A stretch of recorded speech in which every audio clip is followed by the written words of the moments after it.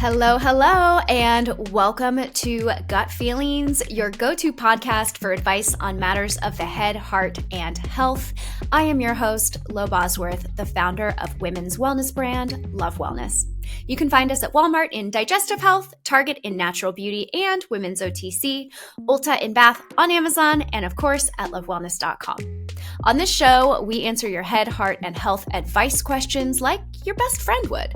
We're all about building an open community here. So if you have a particularly tough or awkward question for us, that's okay, ask away. As you may know, tough and awkward is what we do best here at Love Wellness. So with that, let's dive into your questions and today's guest. So on the show today, I'm so excited because we have actress, model, influencer, podcast host, and cast member of Bravo's Summer House, Paige DeSorbo, with us. So join me now in giving a big Love Wellness welcome to Paige. Paige, hi. Yes. Hello. I'm so happy to have you on the show. And I did a poll to my Instagram audience and said, hey, Paige is going to be on the Gut Feelings podcast. What do you want to ask her? And we got a lot of questions. Okay, so amazing. I'm really excited for today's episode. And I feel like because you've been on TV, you're super engaged on social, people are, used to you being really straightforward and honest. And so I just want to jump right into our health question. So on Instagram, you have shared like a very detailed breakdown of your skincare routine. Yeah. And you shared that you haven't had Botox or filler or plastic surgery. And I have had all of those things. And not to say that I'm not going to get them. Like I'm on Botox TikTok. Like, okay, for sure. Yeah. So I've been getting Botox since I was probably, 26, 27. I've had some filler. But you do say that you get laser facial treatments, and I started to get laser facial treatments a couple of months ago, and they're amazing from my friend, Dr. Phil. So everybody wants you to walk us through those laser treatments. Like, what exactly are you doing? Do you have a skincare routine that goes with them? Like, how does it work for you? So in terms of like my skincare routine, I live on the side of like, I feel like my skin gets used to certain things. So it's not that I do like, it's not like I've had the same skincare routine since I was like 13 and I like swear by it. I definitely switch it up because you're not still using your Neutrogena. Right. Like I'm not using those pore strips anymore.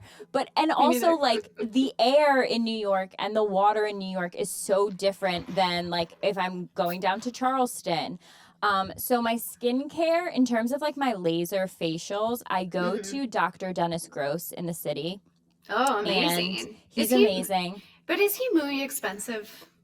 He's a little bit on the pricier side, but I'm going to tell you, I was trying to get an appointment with him for like months. And then one of my girlfriends, sells all of the lasers to his office. So she got me in, forever grateful for her. And I go once a month and I get a laser facial. And when my first appointment that I went in to see him, I said, okay, you tell me where I need Botox and then I'll just do it. And he said, I really don't want to do it on you yet. At the time, I was 29 when I first went to see him. He goes, I really don't want to do it on you yet. If you want to come back when you're like 31 or 32, we'll reassess. But I want you to do these laser facials instead. Whoa. And I'm going to be honest, I haven't thought about Botox as seriously since then. Yeah. Because I was like, look, if he's telling me no, I'm going to trust him rather than like the people in my DMs that are like, you really need Botox. Well, so like, he's an incredible dermatologist, world-renowned. I've been to see him and I love him. I asked him once, I was like, why do I have all these like blackheads all over my face? And he was like, it's because you're using lotion and not serum. So I was like, oh. He's very straightforward with you. Yeah, and he's amazing. Sorry, go ahead. I like when my dermatologist plays a little bit more like a therapist. Like I like to be laying there and then be yelling at me to stop eating so much dairy because like I feel like I need someone to like really tell me the truth.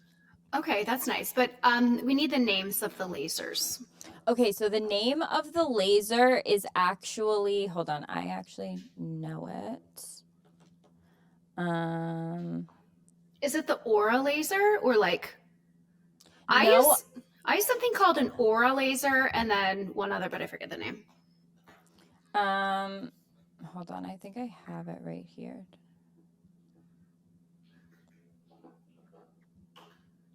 I know the name of like the brand of the laser is Cutera, but I don't know the exact name of like the actual procedure.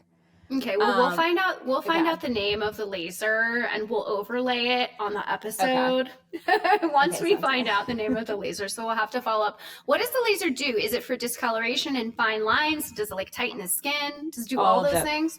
Everything. It does all of those things. You definitely do glow like the couple days after, but it's making your pores smaller, definitely helping with your fine lines, like tightening your skin. If you have any hyperpigmentation, it helps with that. You feel nothing. Like you literally lay there and you feel absolutely nothing. And then sometimes I'll do like a red light for like 15 minutes after, just like kill certain bacteria. And then that's it. I do that once a month. And then I also love going to Face Gym. I think that's another thing. Oh my God. Have you not been to Face Gym? No, I don't know what that is. This is going to change your life. Okay, so there's... Do they like do face exercises? It's beyond. So I think it's originally like British. There's a bunch of them in New York. There's one in Saks. That's the one I always go to. And then I think there's maybe like 2 in LA. But they're like starting to pop up now. And it truly is just like a workout for your face. So if I have an event or anything and I'll go, there's so many different things you can do. Like you can do one where it's just someone's hands and they're like working your face out. Then they have all these other devices. And if you grind your teeth or you have like a lot of tension in your jaw, it's amazing. And then like some girls, I feel like think that like they need Botox in their jaw because it's so tense. If you go to Face Gym a couple times, it'll work that tension out and your face really will look and feel so much slimmer. Wait, I love this idea. I mean, I do gua sha and all the stuff, and it does make a difference. Lymphatic drainage on the face, all that stuff totally makes a difference. I need to go to Face Gym and ask them, is there an exercise I can do to improve my hooded eyelids? Because I've always had hooded eyelids, and as I get older, each year, it seems like month by month, they're starting to get like saggier. And so I've been talking to my friend who's a plastic surgeon, and at the end of the year, I'm like, do I like need to do eyelid surgery? Yeah. Because I Which just I heard feel is painful. I mean, anytime you, I'm sure if you cut your face open, anytime you do that, it's painful. Very true. But I'm just like getting so sick of like having hooded eyelids, and I feel like it like ages me. And so maybe I need to go to Face Gym and be like, can I? Have you ever tried the New Face? Have you ever tried New Face? I actually own that, but it just sits in my drawer. Okay, I am the same way. I'm not kidding. I owned one for I want to say like 2 years because I saw it on like it was like an Amazon Prime Day and it was on sale and I was like I should buy this. I never used it and I started using it probably like a year ago and I have like one eye that I'm like I think is bigger than the other. So like on What do you mean? Like your eyeball? One eyeball is bigger than the other? Like I had a makeup artist one time just like roast me at like 8 a.m. telling me that my orbital bones were off. And then I have one orbital bone that's like more sunken in. So if I'm like hungover or I'm tired or it's like late at night, I feel like you can tell that one eye is a little bit smaller. So whenever I like am in those moods where I'm like self-conscious about it, I take the New Face and I use it on my eyebrows and I just like hold it up. I don't even really move it. Just one side. And I'm not kidding. I feel like it works. So try the New Face that you've never tried and see if it helps. All right, I'm gonna plug it in after this. No, it did, right. And that doesn't hurt either. That like you can do like sitting on the couch before bed. Okay, so you're all about lasers, the New Face. I can personally vouch for Botox for any of our listeners. I think it's amazing. But you know, you do you. You go see your doctor and you talk about it. Where did you like when you first got it done, where did you first get it done on your face? When I first was getting Botox, I mean it was baby Botox at that point, you know. It was like the 11s. An interesting place that a lot of people don't get Botox, and I actually like getting Botox there, is I think they're called bunny lines. So not Yeah. crow's feet on the outside, but actually like right here. Okay. I think they're called the bunny lines, but anybody who's listening can leave us a comment. Let me know if I'm wrong or right. And just like a tiny bit around the eyes. But That's where when I do get it, that's where I think my first spot, right around my eyes. Because Yeah. that's where I feel like you look like starts to age first almost. Like your laugh lines and stuff. Yeah, 100%. I know people that have started to get it on their necks. I haven't done it on my neck, but you know what I did do a couple months ago? Trap talks. Wait, what is that? It's when you put Botox into your trapezius muscles. You have no idea. I've been talking about this for 3 weeks. The Barbie Botox. Is it called Barbie Botox? That's what they were calling it on TikTok. Does it work? It works. It does. Listen, I know I'm going to get shit for talking about this, but I don't really care. No, I've been talking about it for weeks. I know that I am the founder of a wellness business, but I believe in balance, okay? I'm going to eat organic food, and I'm also going to get Botox. It's okay. It's fine.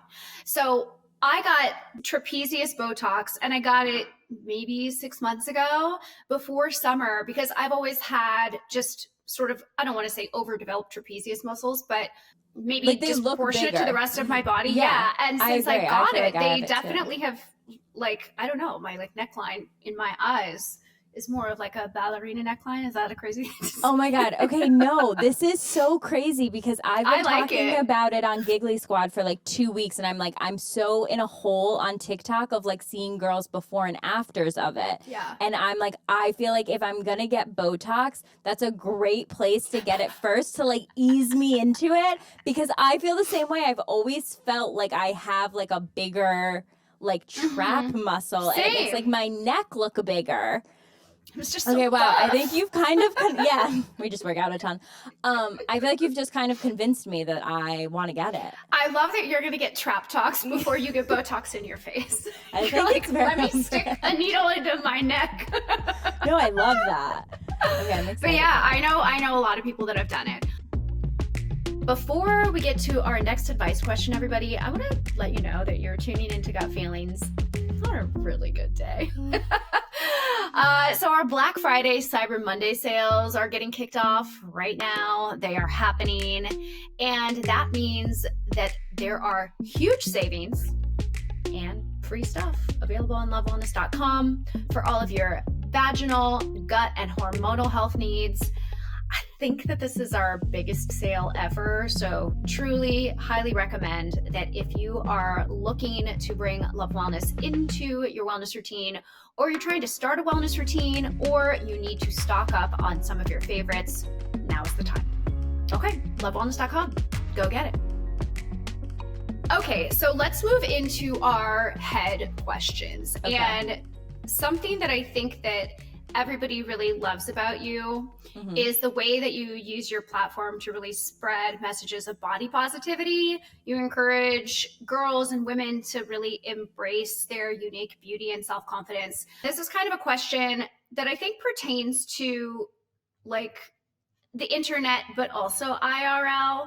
How do you handle seeing people that don't like you? You and I both know that being on the internet, you get hate every single day. And it's hard to continue to be positive and encouraging through that. It's sort of like you have to trudge through it a little bit day to day. And so I think really the question is, how do you deal with that on the internet? And then how does that sort of spill over into real life? I think, honestly, I handle it and I don't. Like anything else, like I think I have good days and I have bad days, and I feel like people's advice is always like, oh, don't look at the comments, and like if you just don't see it, you won't know. Which, yes, but it's also like I'm gonna see them even if I'm not actively looking for it. Like I have to go on my own Instagram and sometimes click that button where all the comments are listed. So I think it's each day like making a conscious decision of like, if I have a picture on Instagram and there's maybe like over 200 comments, that picture is no longer for me. Like, I don't need to see what those comments are, because over 200, then it has nothing to do with me, you know? I do take it on a daily basis, because there are days where, I'm going to be honest, I am like deep in the comments and I am like, oh my God, I feel awful, or about myself, or people don't understand me. Half the time it isn't like about my appearance. It's, you know, people don't get my personality, or they think I'm being mean and it was, you know, a cut sentence from a longer conversation, or it was like a funny moment that didn't translate on TV. So I've definitely gotten better in the 6 years that I've been on reality TV. Obviously, when I was 25, it was a completely different story, because you're kind of like, wait, all of these people that I don't know, like, don't like me. And the human brain is not made to see that, like, at all, in that large of numbers. I think that's where this question is coming from, right? Because as somebody who's has a career in the public eye, the question is coming from somebody who it does not have the same experience as you, right? So they're like obviously experiencing some kind of hate or negativity for the first time. And it's like the realization that people may not like you, right? And like, I think that's really hard for a lot of people when they first start to encounter that in their life. Yeah, and obviously, like, everyone deals with that a little bit growing up and being in school, and you might know, you know, okay, these two girls don't like me in high school, and you don't have to talk to them. Where, like, on Instagram, you can see people, like, disliking you together. Right. And it's really not a normal occurrence. Like, nobody should be able to watch people talking shit about them. Yeah, so, it's really hard. Like, the things that I do to kind of get it out of my brain is, and it sounds so cliche, but I'm going to be honest, like, I just call my mom and I like vent to her about it. And I kind of take inventory of, like, in real life, like, okay, do any of my friends think this about me? No. Do any of my family members think this about me? No. Then, like, I'm good. But it's tough, and you really do have to take it a step at a time, and like each day is totally different. And there are days where I've been like, okay, I'm not going on Instagram today, and like just cutting it off there. But I think it's situational, and I don't have like a great answer of like, oh, do this and it'll never like affect you, because that's just not realistic. And I think I try and surround myself with like small real life moments that are the most important and make me feel good, because I'm like, I'm never meeting Jessica in Iowa, you know, and she can hate me all she wants, but I'm literally never going to come in contact with her. So you have to like think about it in like all perspective, I guess. Yeah, I agree. And I think for me, I think part of the challenge, and I'm sure a lot of people share this, is that when it's directed at you, you're like, okay, like the criticism I can handle.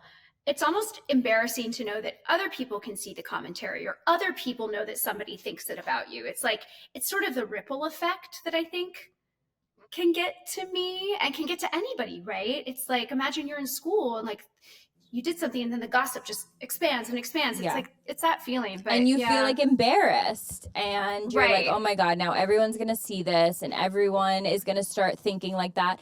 And with reality TV, there's a lot of just like group mentality. Totally. So like if one person comments something mean, then like another person feels okay to do it, even if they weren't going to do it in the beginning, you know? So you kind of have to take it with a grain of salt of like, these people are entertaining themselves with your life, and they don't really take it seriously, so you shouldn't either. I think that's a really good point. Yeah. I like that. Yeah. They're not taking it seriously, so you shouldn't either. Yeah. And you're also just never going to meet them.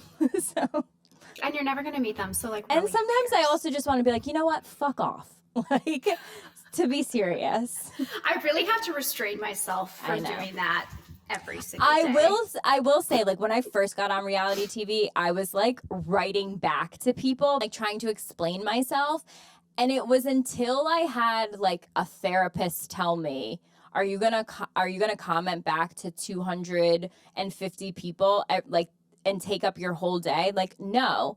And I had someone say something to me one time that like really registered with me when I first started on TV. She said, if you were walking down the street and someone screamed at you all of these nasty things, what would you do? And I was like, oh, I would turn and be like, that person's crazy. Like, and I would just keep going. She was like, okay, so then do that on the internet too, because both of those people don't know you. They are just saying crazy things and you think they're crazy. So just move on. And that like really registered with me and just really helped me for whatever reason. So that's really, really good perspective. Yeah. I like that. All right, before we get into our final question, this is your reminder that our Black Friday, Cyber Monday sales are happening right now on lovewellness.com. They are running through November 27th. Pretty sure that these are the biggest savings ever. So if you want to start a new wellness routine, if you are looking to stock up on your faves, or you're just curious about Love Wellness in general, you want to get some bye-bye bloat going or some, pH balancing cleanser, now is the time. All right, let's get into this final question. Okay, last question, matters of the heart. So it is no secret that you have experience with a long distance relationship. Everybody loves Craig. So I think though that long distance relationships can have their own set of challenges on top of the normal relationships. So we have a very specific question from somebody who is entertaining the idea of getting into a long distance relationship right now. She really likes this guy that she met, but they live like 2 hours apart by air. So I don't know the driving distance, but she said the flight is 2 hours. What should she do? Okay, so never did I ever expect myself to be in a long distance relationship, and going into it, I was like, oh, this is going to be fine. So you had no like issues. You were just, I'm going to do this. Yeah, I was like, I'm going to do, this is fine. I will say, I think it's very different being in a long distance relationship as like a grown adult than it is when I feel like a lot of people in college or in long distance, like that I think is crazy and is way harder than when you're an actual adult, because like I can make my own schedule and obviously like buy my own flights, and I'm not, in college and missing certain things on the weekend that I would like care about. So right. I will say for that, it's different. Okay. I think my number... So first, be an adult. Be an adult. Being an adult, it's very important. And if you're in college and you're doing a long distance, break up. And you're going to have more fun single. But... Yeah, she didn't include how old she was or like life stage. She just was like, I'm thinking about a long distance relationship. It's 2 hours. What should I do? I think my number one advice that helped me the most is I am a planner. I'm a list person. I kind of have to have an itinerary. I like to know like exactly what's happening for the next week. So I think my biggest advice is a schedule. Craig and I definitely have like two opposite busy seasons. So obviously I'm filming Summer House all summer. So I'm in New York, July, August, and then September for Fashion Week. And he definitely comes to me during those times. But then when it switches to like October, November, December, the more like the winter months, I go down to him more often.